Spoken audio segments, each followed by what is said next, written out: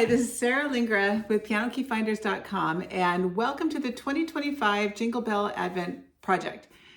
I am going to show you or play for you some of the stuff that's in the project, give you a little bit of background and some suggestions on how to use it with you and your students.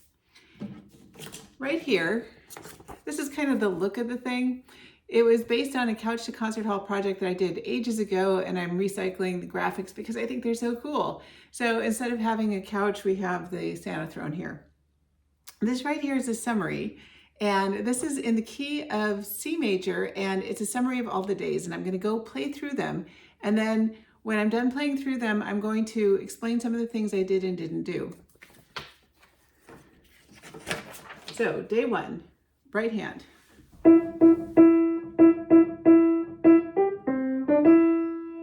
You'll do that in all 12 keys. Day two, left hand, root position triads or basic chords on beats 2 and 4. 1, 2, 3, 4, 1, 2, 3, 4, 1, 2, 3, 4, 1, 2, 3, 4. Day three, adding the two together.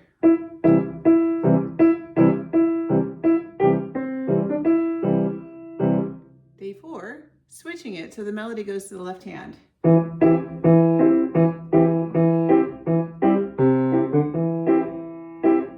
Day five is the introduction of the verse using parallel sixth as part of a key in the right hand.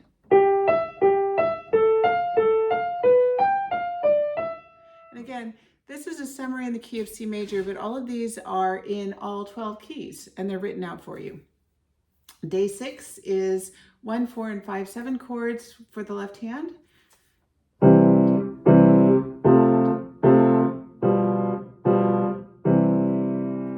Okay, and then at day 7 of the week, for the first week, it's a day of rest, reflection, and relaxation, and going through the ones that maybe you need a little more time on. Day 8, the first day of week 2, is combination of day 5 and 6.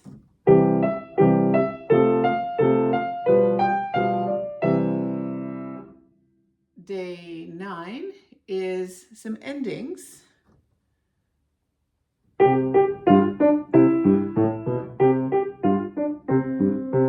So it's 2 bars of a turnaround and then 2 bars of an ending.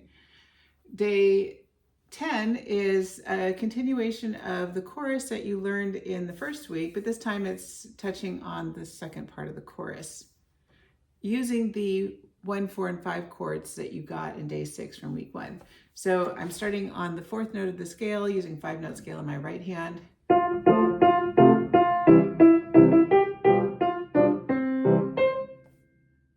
Okay, so that was day 11. Here's day 10.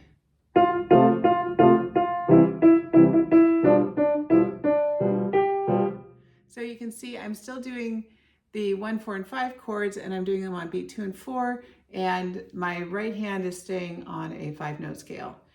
Day 11, I played for you again. Played for you before, but I'm going to play it again.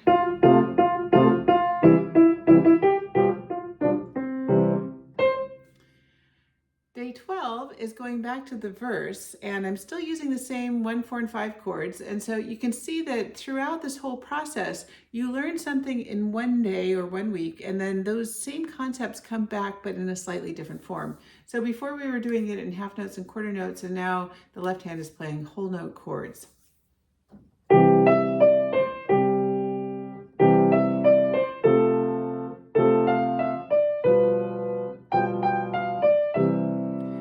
See, it's a fairly complete version of the verse using that day 5 and day 8 parallel 6th movement in the right hand. Day 13, you're having the same melody that you had in day 12, but now we're going to do a response. So the right hand is a call and the left hand is a response.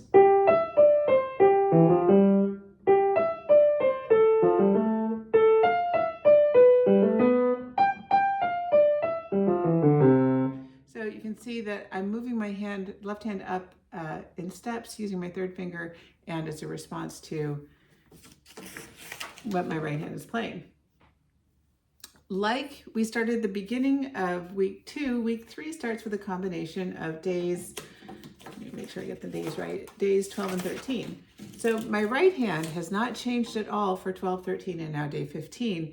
It's my left hand that did chords once and a response without the chords, and now we're going to combine them.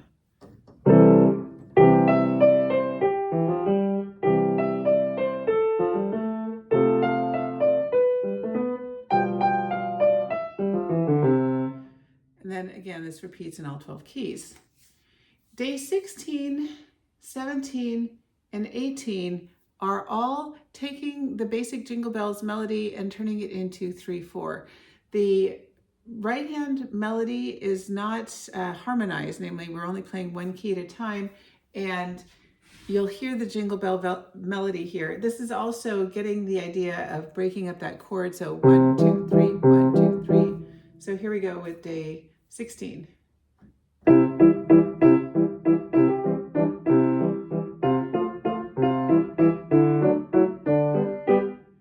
And then day 17 is just that last little bit of the chorus.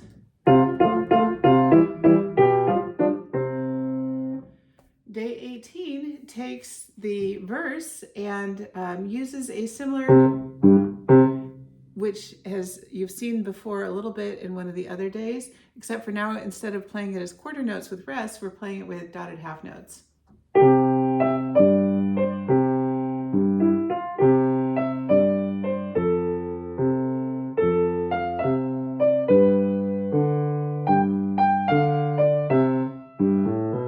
So you can see how that bum, bum, bum, bum, bum, same note, same fingering, same everything, except for now it's in 3/4 rather than 4/4. Just to give you a taste of 3/4 so that it's not all in the same meter. I did not turn any of these into minor keys, but I did use some minor chords in week 4, and I only varied the melody on these 3 days, 16, 17, and 18.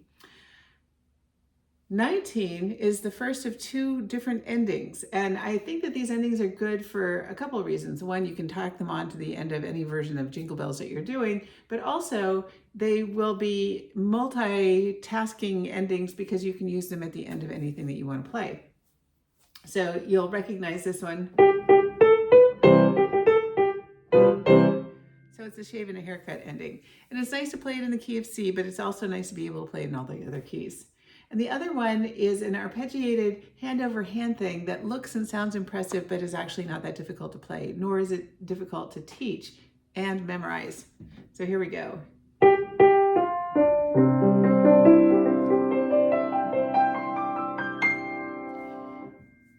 So basically you're taking that 5-note scale pattern and you're moving hand over hand as you ascend the keys. Again, day 21 is a day of rest, reflection, and relaxation where you can play the other ones from anything that you've already done. And now you're already 3 weeks into the program. Week 4 consists of 4 separate days. This is where the harmonies start getting a little more interesting. So there's diatonic triads and diatonic 7th chords. There's even a minor 7 flat 5 or half diminished chord thrown in there. And these are the ones that I wrote because I wanted to play something nice for myself, and I also wanted to capture the attention of my older students, my adults, and my teenagers. So here we go.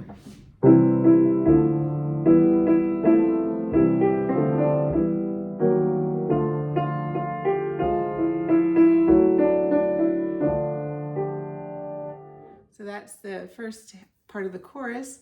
Day 23, which is the second day of week 4, is using 7th chords with the chorus for the ending.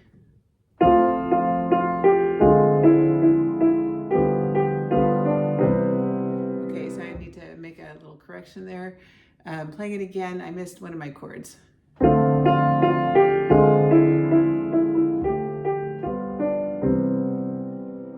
I deliberately decided to leave in a couple mistakes. If I was making 20,000 mistakes left, right, and center, I would probably re-record it. But the path to learning these things inevitably is going to have mistakes. And I want to show a little bit of the work, because often when we see things, we see them perfected, and nobody knows how many times it took to record that particular thing or how many mistakes you made along the way. And the other thing is that when you make a mistake, then it shows you an area that you just need to spend a little more time on, and generally there's a reason that you made a mistake. And in this case, the print is small and several miles away from where my eyes are, and I misread an accidental that was a natural sign for one of the notes. So the last two are part of the chorus for, the last two are day 24 and day 25, and they are the verse of Jingle Bells using the 7th chords. And what I did here is I'm using major 7, minor 7, and it's so interesting when you're playing it with the verse. The minor 7, when I play it with the first note, you'll hear it sounds one way, and when I use the same chord with the second note, it sounds another way. And it's just really interesting to hear this.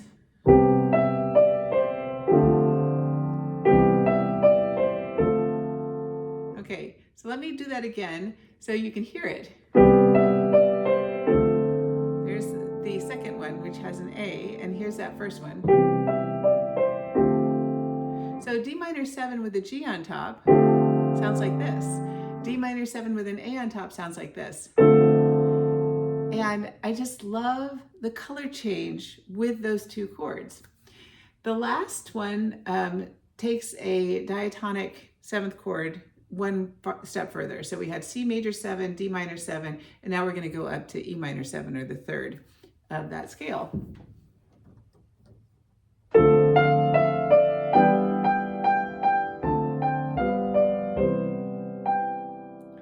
Now, when you play through all of these in the first version, if you play through all of these versions in all the different keys, then you can start putting together Jingle Bells in any key that you're looking for. So I did 2 complete versions of Jingle Bells in all 12 keys. The first one, I put a small introduction and I put in the words because I figured that this would be more appealing to my younger students or the ones who want to sing along.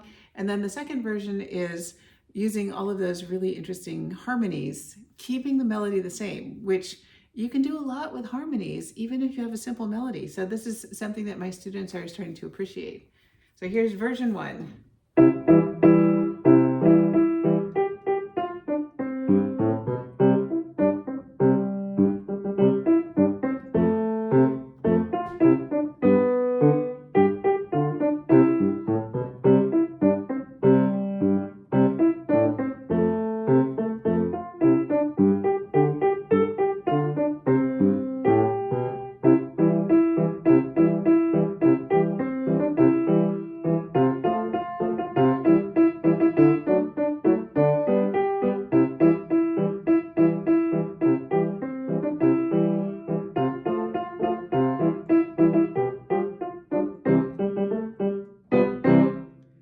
You can see how I put the shave and a haircut there at the end.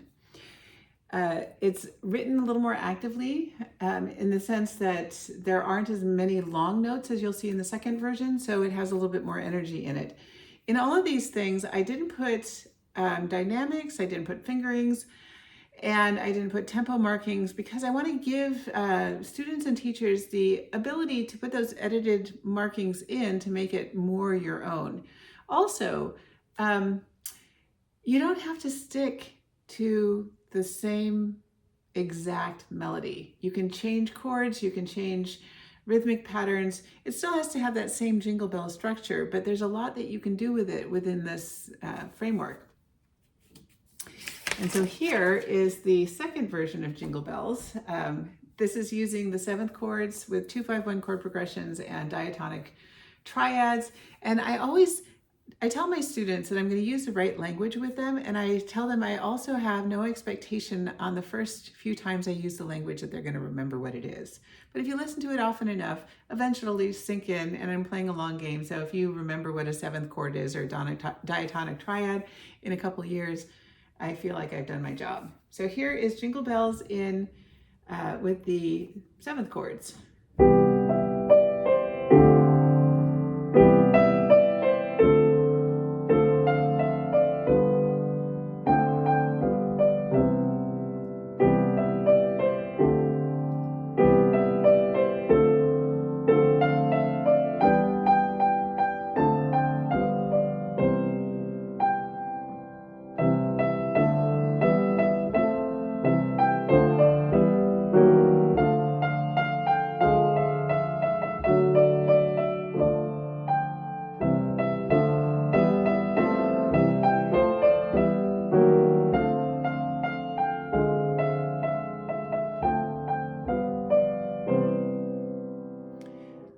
find playing that is really fun.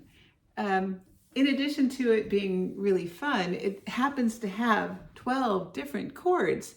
And those 12 different chords, when you start going through all the different keys, you start up building this foundation that leads you to a degree of chord mastery. And there are so many layers to doing this. So I love the idea of incorporating 2-5-1 chord progressions in here, because when I start teaching jazz, my students already have these things in their fingertips. And so when it comes to reading lead sheets, you don't see one chord by itself on a lead sheet. You see chords in combinations, particularly 2-5-1s, especially in jazz, but also in Bach. I found them in Beethoven and Chopin and Bergmuller. These chord combinations are part of how Western music is heard, perceived, played. They're all over the place. Another thing that's been happening is my students who play other Christmas carols have started to realize that their hands already know these chords, and so they're starting to make up their own versions of these things.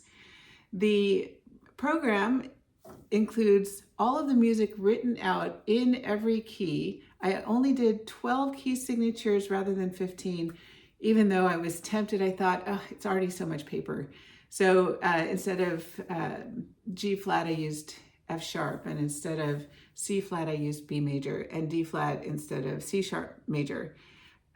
Did not change the melody into minor this time. I can see myself doing these kinds of programs again, because they're so easy to teach and my students all like them.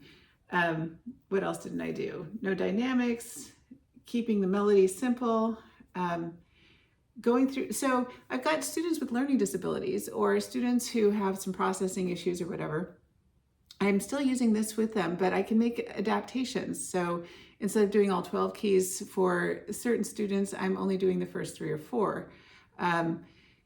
If I don't have a whole lot of time to spend on this in a lesson, it's still a nice warm-up. So what I'll do is I'll have them roll a dice. I've got 12-sided die, and I visualize a circle of fifths, and whatever they roll is whatever key that is. So if you're asking, if you tell students that they've got 12 questions to learn, but you're only going to quiz them on one, and that one is going to be their whole grade, then they really have to learn all 12 keys anyway. So that's one of the things I do. Yeah, there's, if I'm finding that they're struggling with one, particularly when they come hands together, then I will either have them play them hands separately and then put them together, or I'll have them do 2 bars or 4 bars rather than the whole 8-bar section or whatever it happens to be for that particular day. And the feedback that I've been getting from my students is really nice, because I can learn. As I was creating these, I could learn which ones were absolutely impossible to play for most people, and so things got modified. The idea is that you don't spend more than 5 or 10 minutes on a day maximum, unless you want to, and then it's a different story. Yeah, so the PDFs downloads that you can get at pianokeyfinders.com have an introduction that includes an assessment. So before you even start this, you can see what your students know and what they don't. And then when you get to the end, it'd be really interesting for them to take that assessment again and compare, so that they can not only say that they learned how to play Jingle Bells, but they learned all of these things that are in the assessment. You get the 4 PDF files of each week. You get the 2 PDF files of Jingle Bells and the 2 versions in all 12 keys. And I created a complete video series to show what each one sounds like in a few of the different keys that's on the YouTube playlist for the Jingle Bell Advent Project. So I'm super excited to share this with you, because this is also an opportunity, if you're interested in learning how to teach in all 12 keys, this is a really good opportunity to do it. I deliberately chose Jingle Bells because it is accessible, namely a huge percentage of the population is familiar with the melody, and having that being familiar with the melody makes it a little bit easier. And another thing too, it allows them to help with pattern recognition and ear training and a whole bunch of other things that come along with this as you're going through it. So it's my pleasure to share this with you. Thank you for your time. And if you're interested in learning more about this, you can go check it out on pianokeyfinders.com. Thanks a lot. This is Sarah Lingra.